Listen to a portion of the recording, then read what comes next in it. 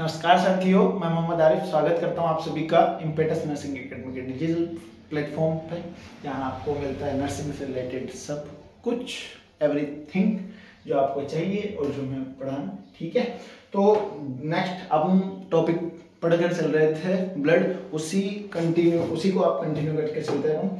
सबसे पहले अपन देख रहे थे ब्लड। ठीक है, ब्लड में आपने क्या पढ़ा था?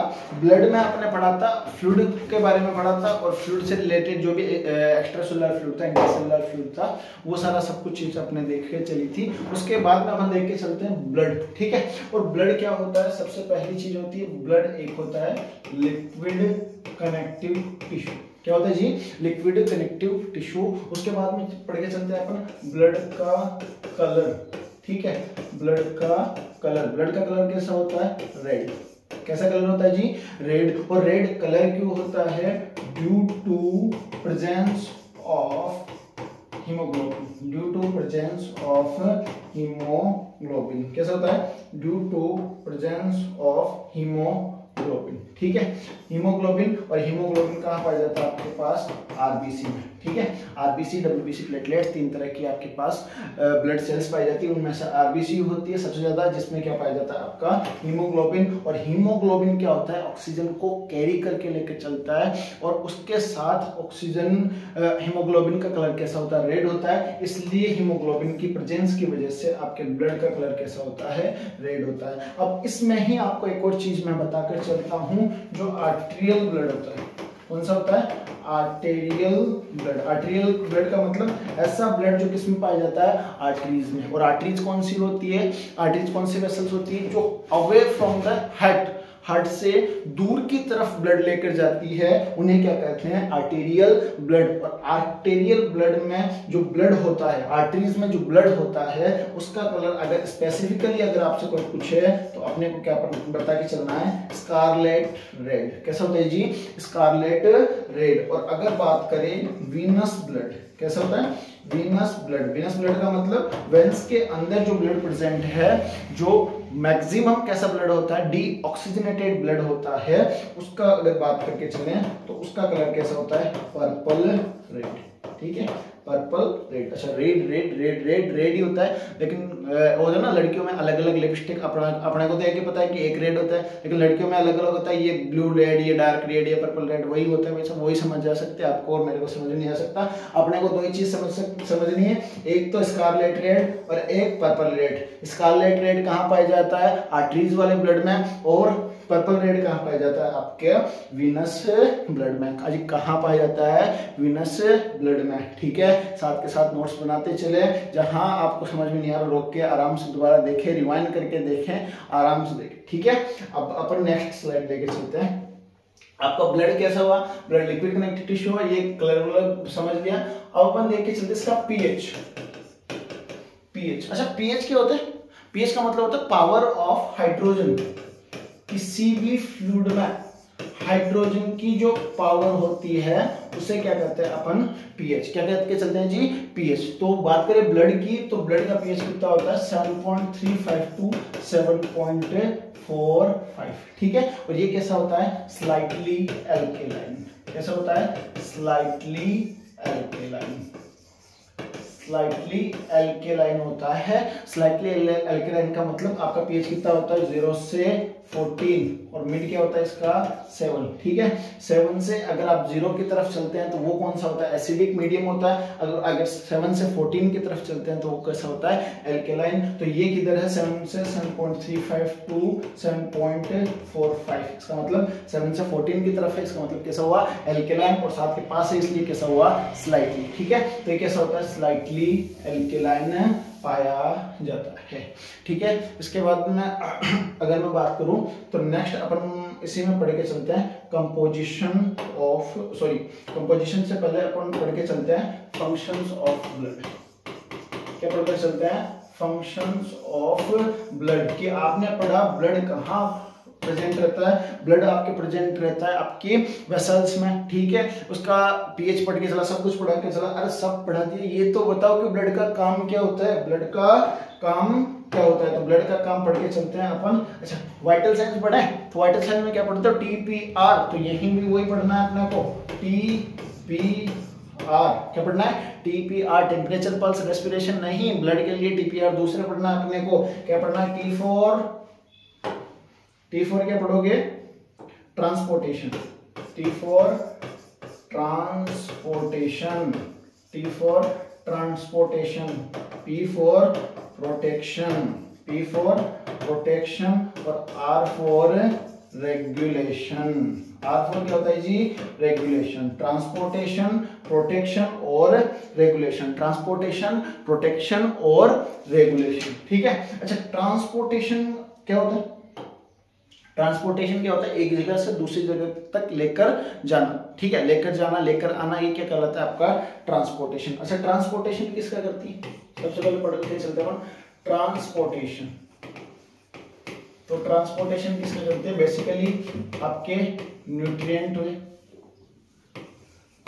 हुई। दूसरे की बात करें तो अपन गैसेज हुए। ठीक है। नेक्स्ट अपन बात करें तो हॉर्मोन्स हुए, और उसके अलावा अगर बात करें तो वेस्ट प्रोडक्ट। किसका बात करें जी? Waste product. ठीक है।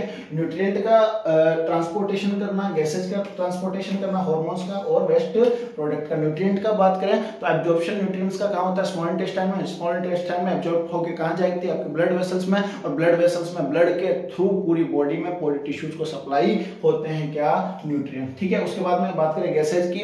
गैसेज में ऑक्सीजन और CO2 आती है आपके मेनली। ठीक है। लंग्स के अंदर आप बाहर से वेंटिलेशन के थ्रू, आप बाहर एनवायरमेंट के थ्रू कौन सी गैस लेते हैं?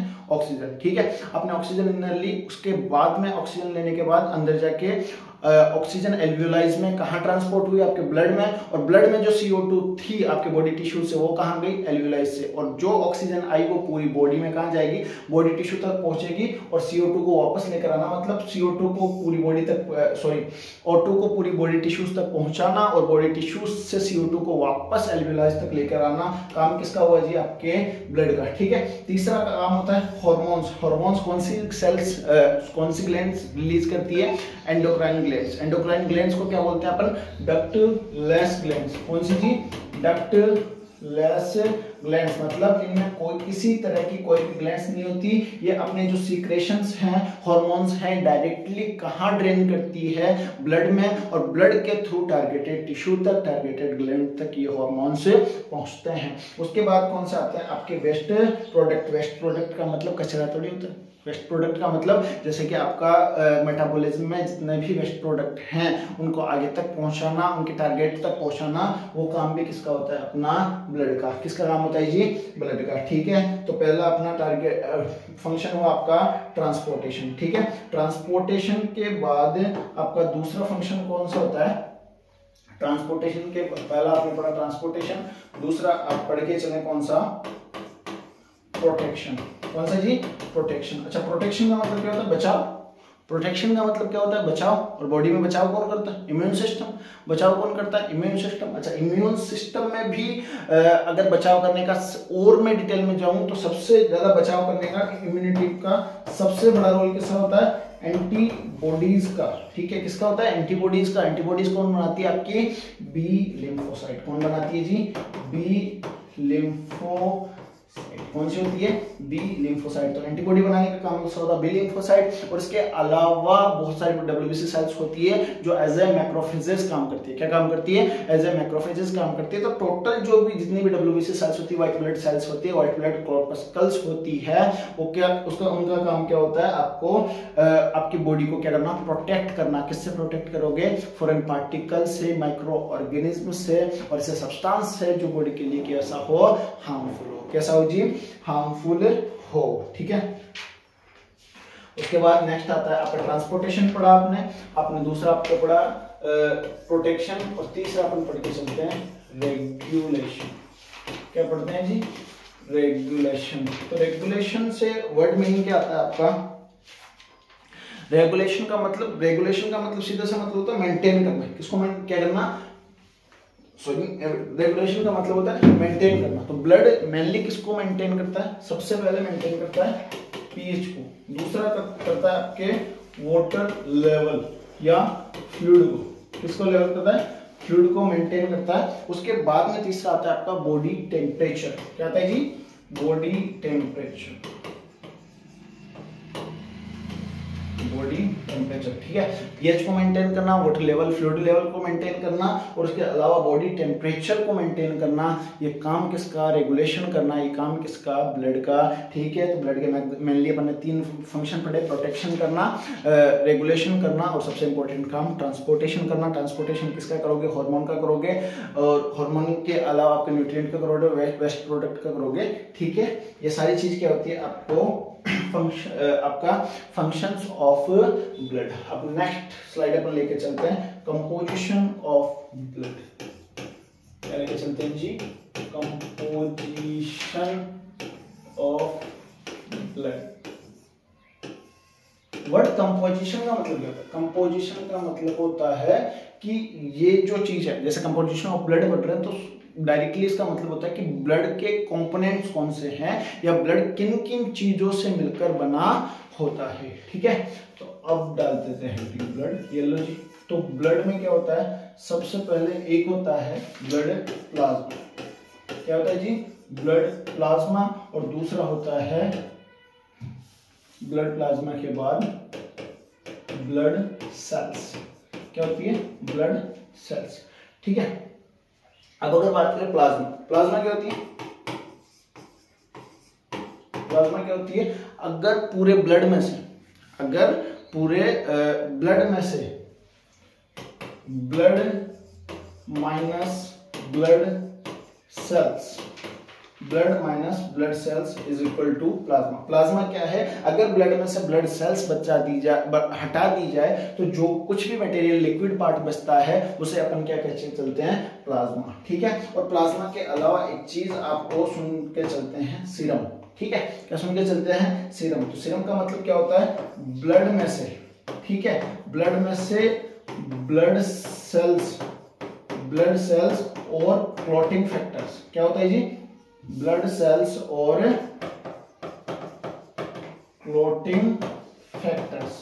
ब्लड में से ब्लड सेल्स और क्लॉटिंग फैक्टर को अगर हटा दिया जाए तो बाकी जो लिक्विड पार्ट बचता है उसे क्या कहते हैं अपन, सीरम, ठीक है। प्लाज्मा, प्लाज्मा का मतलब ब्लड में से ब्लड सेल का हटा देना, और सीरम, सीरम का मतलब ब्लड में से ब्लड सेल्स और क्लॉटिंग फैक्टर्स का हटा देना, ये क्या कहलाता है आपका, सीरम, ठीक है। अब अपन पढ़ के चल रहे थे प्लाज्मा, और प्लाज्मा के आपके पढ़ के चल रहे थे कंपोजिशन ऑफ ब्लड, और कंपोजिशन ऑफ ब्लड में पहला लिखा अपन ने प्लाज्मा, और प्लाज्मा के साथ ब्लड सेल्स। क्या लिखा जी, प्लाज्मा और प्लाज्मा के साथ ब्लड सेल। ब्लड सेल कितने टाइप की होती है, 3 टाइप की, आरबीसी, डब्ल्यूबीसी और platelets. RBC, WBC, platelets. RBC का नाम रेड ब्लड कॉर्पस्कल्स, व्हाइट ब्लड कॉर्पस्कल्स और प्लेटलेट्स। अगर दूसरे नाम सुने इनके तो क्या होते हैं, आरबीसी को क्या बोल के सकते हैं अपन, इरिथ्रोसाइट, डब्ल्यूबीसी को ल्यूकोसाइट और प्लेटलेट्स को क्या बोलते हैं अपन, थ्रोम्बोसाइट। क्या बोलते हैं जी, थ्रोम्बोसाइट, इरिथ्रोसाइट, ल्यूकोसाइट और थ्रोम्बोसाइट। अब बात करते हैं अपन प्लाज्मा, ठीक है। प्लाज्मा को अपन ने 2 चीजों में बांटा। प्लाज्मा में बेसिक चीज क्या होती है, जैसे कि मैंने बताया ये फ्लूइड होता है, तो फ्लूइड कौन सा होता है, वाटर ही तो होता है, ठीक है। तो वाटर और वाटर के अलावा कैसा होता है अपना सॉलिड, ठीक है। वाटर और वाटर के अलावा सॉलिड, ठीक है। तो वाटर कितना पाया जाता है, टोटल का 90 से 92, मतलब 90 से लेकर 92% तक क्या पाया जाता है, इसमें वाटर पाया जाता है, और रिमेनिंग जो 8% है वो क्या पाया जाता है आपका, सॉलिड। क्या पाया जाता है, सॉलिड। अगर बात करें डायरेक्ट प्लाज्मा की तो टोटल ब्लड में प्लाज्मा कितना होता है, 55%, और ब्लड सेल्स कितनी पाई जाती है, 45%। ब्लड सेल्स को तीनों को मिलाकर क्या कहा जाता है, ब्लड सेल्स को तीनों को मिलाकर कहा जाता है फॉर्म्ड एलिमेंट्स। क्या कहा जाता है, फॉर्म्ड एलिमेंट्स। क्या कहा जाता है, फॉर्म्ड एलिमेंट्स। अच्छा, फॉर्म्ड एलिमेंट्स को कहा जाता है, फॉर्म का मतलब बनना, फॉर्म का मतलब बनना। तो ऐसे एलिमेंट्स, ब्लड के ऐसे एलिमेंट्स जो बॉडी के द्वारा खुद बनाए जाते हैं वो क्या कहलाते हैं, फॉर्म्ड एलिमेंट्स, ठीक है। तो आरबीसी, डब्ल्यूबीसी, प्लेटलेट्स कहाँ बनते हैं, आपके शरीर में बनते हैं। कहाँ बनते हैं, बोन मैरो में बनते हैं। कहाँ बनते हैं, बोन मैरो में बनते हैं। और तीनों की जो बनने की प्रोसेस होती है उसे क्या बोलते हैं, हीमोपोइसिस। क्या बोलते हैं जी, हीमोपोइसिस। इसलिए क्योंकि फाउंड एलिमेंट क्यों बोला जाता है, क्योंकि ये तीनों एलिमेंट्स आपके शरीर में, आपकी बॉडी में खुद बनाए जाते हैं, बोन मैरो के द्वारा बनाए जाते हैं, और इनके बनने की प्रोसेस क्या कहलाती है, हीमोपोइसिस। बात करते हैं वापस प्लाज्मा। प्लाज्मा में कितना होता है, 90 से 92% वाटर, उसके अलावा 8% सॉलिड। ठीक है, अब सॉलिड में भी दो होते हैं, आपका ऑर्गेनिक और दूसरा होता है आपका इनऑर्गेनिक। कौन सा जी, एक तो होता है आपका ऑर्गेनिक और दूसरा क्या होता है आपका इनऑर्गेनिक। अगर बात करें, अच्छा ऑर्गेनिक और इनऑर्गेनिक में डिफरेंस क्या होता है, सीधी सी बात अगर आप लेके चलें तो ऑर्गेनिक का मतलब जिसमें क्या प्रेजेंट हो, कार्बन, जिसमें कार्बन मॉलिक्यूल प्रेजेंट हो वो क्या होता है आपका ऑर्गेनिक, और जिसमें कार्बन मॉलिक्यूल एब्सेंट हो, क्या हो, कार्बन मॉलिक्यूल एब्सेंट हो, वो क्या कहलाता है आपका इनऑर्गेनिक। ठीक है, तो आपके इनऑर्गेनिक में क्या आते हैं आपके बेसिकली इलेक्ट्रोलाइट्स, क्या आते हैं, इलेक्ट्रोलाइट्स। इनऑर्गेनिक में आते हैं आपके इलेक्ट्रोलाइट्स, और इलेक्ट्रोलाइट्स की बात करें तो क्या आएगा इसमें सोडियम आएगा, इसमें पोटेशियम आएगा, इसमें क्लोरीन आएगा, इसमें फास्फोरस आएगा। ठीक है, ये सारी चीजें किसमें आती है आपके इनऑर्गेनिक कंपाउंड्स में। किसमें आती है, इनऑर्गेनिक कंपाउंड्स में। अगर बात करें ऑर्गेनिक कंपाउंड, तो ऑर्गेनिक कंपाउंड्स में क्या आते हैं आपके, ऑर्गेनिक कंपाउंड्स में आपके आते हैं प्लाज्मा प्रोटीन्स। ठीक है, प्लाज्मा प्रोटीन्स हुए आपके, प्लाज्मा प्रोटीन्स के अलावा क्या होते हैं आपके इम्यूनोग्लोबुलिन्स हुए। ठीक है, इम्यूनोग्लोबुलिन्स के अलावा ऑर्गेनिक में क्या आते हैं आपके हार्मोन्स, क्या आते हैं आपके हार्मोन्स के अलावा क्या आ जाते हैं आपके कार्बोहाइड्रेट के अलावा फैट। कार्बोहाइड्रेट किस रूप में रहता है, कार्बोहाइड्रेट ब्लड में प्रेजेंट रहता है आपका ग्लूकोज के रूप में, इसमें ग्लूकोज के रूप में, और फैट किसमें रहता है आपका ग्लिसरॉल के रूप में। किसमें रहता है जी, ग्लिसरॉल के रूप में। ठीक है, प्लाज्मा प्रोटीन हुआ, इम्यूनोग्लोबुलिन हुआ, हार्मोन हुआ, कार्बोहाइड्रेट हुआ और फैट हुआ, ये सारे कंपाउंड कैसे कहलाते हैं आपके ऑर्गेनिक कंपाउंड्स। कैसे कहलाते हैं जी, ऑर्गेनिक कंपाउंड। ठीक है, अब अगर इसमें बात करें, स्पेसिफिक बात करें, ठीक है, स्पेसिफिक बात करें तो फैट जो ये आ गए आपके न्यूट्रिएंट्स आ गए, उसके अलावा हार्मोन आ गए, एंडोक्राइन ग्लैंड के सीक्रेशन आ गए, इम्यूनोग्लोबुलिन्स आ गए। इम्यूनोग्लोबुलिन्स को ही आप क्या बोल के चलते हैं, एंटीबॉडीज। क्या बोल के चलते हैं, एंटीबॉडीज। ठीक है, इनका काम क्या हुआ, आपको न्यूट्रिएंट प्रोवाइड करना। इनका काम क्या हुआ, आपको बॉडी को बैलेंस करना। हार्मोन्स का काम क्या होता है, बॉडी को बैलेंस करना। ठीक है, उसके बाद इम्यूनोग्लोबुलिन्स आए, उनका काम क्या हुआ, आपको एंटीबॉडीज प्रोवाइड करना, मतलब आपके शरीर का प्रोटेक्शन करना, आपको इम्यूनिटी प्रोवाइड करना। नेक्स्ट अपना काम आता है प्लाज्मा प्रोटीन। क्या आता है जी, प्लाज्मा प्रोटीन। अब लेके चलते हैं अपन प्लाज्मा प्रोटीन। ठीक है, अच्छा प्लाज्मा प्रोटीन क्या होती है, प्लाज्मा प्रोटीन ऐसी प्रोटीन जो कहां पाई जाती है, आपके ब्लड प्लाज्मा में। कहां पाई जाती है, ब्लड प्लाज्मा में। ठीक है, कितने टाइप की होती है, ये बेसिकली होती है 3 टाइप की। ठीक है, कौन कौन सी, एल्ब्यूमिन, ग्लोब्यूलिन, और तीसरी कौन सी होती है आपकी फाइब्रिनोजन। कैसी होती है, फाइब्रिनोजन। ठीक है, ये अगर बात करें तो जनरली कितनी होती है इनकी नॉर्मल अगर रेंज पूछा जाए प्लाज्मा प्रोटीन की, कितनी होती है, 6 to 8 mg/dl। कितनी होती है, 6 to 8 mg/dl। उसमें से 4.3 mg/dl कौन सी सबसे ज्यादा कौन सी पाई जाती है, एल्ब्यूमिन। उसके अलावा 2.3 mg/dl कौन सी पाई जाती है, ग्लोब्यूलिन। फाइब्रिनोजन 0.3 से 0.4 mg/dl का पाई जाती है, आपके ब्लड में पाई जाती है। ठीक है, एल्ब्यूमिन, ग्लोब्यूलिन और फाइब्रिनोजन, ये 3 क्या होती है आपकी प्लाज्मा प्रोटीन्स होती है जो आपके ब्लड में पाई जाती है। ठीक है, सबसे ज्यादा आपको एग्जाम्स में क्या पूछा जाता है, अगर बात करें कॉम्पिटिटिव एग्जाम्स की, तो एल्ब्यूमिन और ग्लोब्यूलिन का रेशियो पूछा जाता है, जो बेसिकली क्या होता है 2:1। एल्ब्यूमिन और ग्लोब्यूलिन जिसका रेशियो क्या होता है आपका 2:1। ठीक है, अगर बात करें अपन एल्ब्यूमिन की, तो एल्ब्यूमिन क्या होती है, बेसिकली आपका ब्लड किसमें फ्लो करता है, ब्लड किसमें फ्लो करता है, ब्लड वेसल्स में। किसमें फ्लो करता है, ब्लड वेसल्स में। ठीक है, ये ब्लड कहाँ फ्लो करता है, ब्लड वेसल्स में, ठीक है। तो ब्लड वेसल्स के अंदर होता है ब्लड, और ब्लड में कंपाउंड्स में प्लाज्मा में क्या पाया जाता है आपका प्लाज्मा प्रोटीन, और प्लाज्मा प्रोटीन में बेसिकली सबसे ज्यादा कौन सी पाई जाती है, एल्बुमिन। कौन सी पाई जाती है,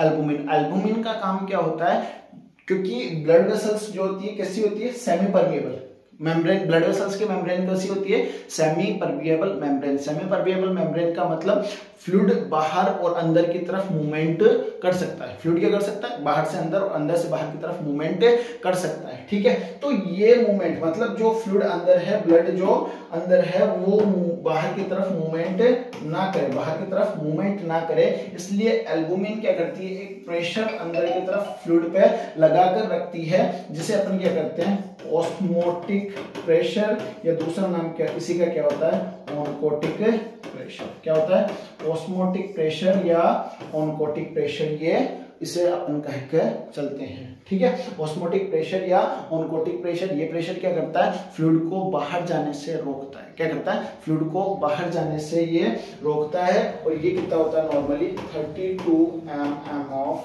Hg। कितना होता है जी, 32 mm ऑफ Hg। अगर इसमें अपन बात करें 32 mm ऑफ Hg के हिसाब से, ठीक है। जो नॉर्मल ऑस्मोटिक प्रेशर कितना होता है, 32 mm ऑफ Hg, उसमें से 28 mm ऑफ Hg, ठीक है, कंप्लीटली प्लाज्मा प्रोटीन्स के द्वारा नहीं लगाया जाता, कुछ बहुत ट्रेस अमाउंट में दूसरे एलिमेंट्स के द्वारा भी लगाया जाता है। तो 32 टोटल आपका क्या होता है, प्रेशर होता है, उसमें से 28 mm of Hg total plasma proteins के द्वारा लगाया जाता है, और 28 में से भी 24 mm ऑफ Hg किसके द्वारा लगाया जाता है, अकेले एल्बुमिन की वजह से। किसकी तरफ से लगाया जाता है, अकेले एल्बुमिन की तरफ से। इसलिए देखा जाए तो सबसे इंपॉर्टेंट जो होती है आपके सबसे इंपॉर्टेंट जो आपकी प्लाज्मा प्रोटीन होती है, कौन सी होती है, एल्बुमिन। कौन सी होती है जी, एल्बुमिन, ठीक है। तो एल्बुमिन का काम क्या हुआ, ऑस्मोटिक प्रेशर को मेंटेन करना, और ऑस्मोटिक प्रेशर मेंटेन करने की वजह क्या है कि ऑस्मोटिक प्रेशर को अगर मेंटेन नहीं किया जाएगा तो फ्लूइड बाहर की तरफ एस्केप हो जाएगा। बाहर की तरफ कहाँ आएगा, इंटरस्टिशियल स्पेस में। कहाँ आएगा जी,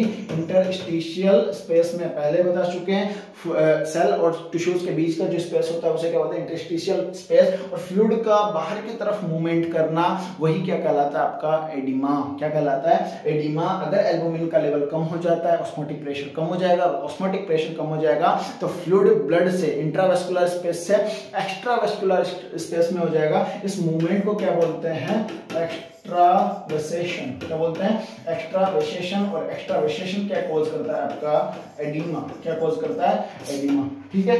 तो आपकी जो एल्बुमिन है, सीधा सा काम क्या है इसका, आपके ऑस्मोटिक प्रेशर को मेंटेन करना। क्या करना, ऑस्मोटिक प्रेशर को मेंटेन करना। तो लिख के सीधा, albumin maintain osmotic pressure, maintain osmotic pressure, ठीक है। दूसरी थी अपने पास ग्लोब्यूलिन। कौन सी थी, ग्लोब्यूलिन। अच्छा, एक चीज अपन देख के चला है कि एंटीबॉडी और एंटीबॉडी को ही अपन क्या बोलते हैं, इम्यूनोग्लोब्यूलिन।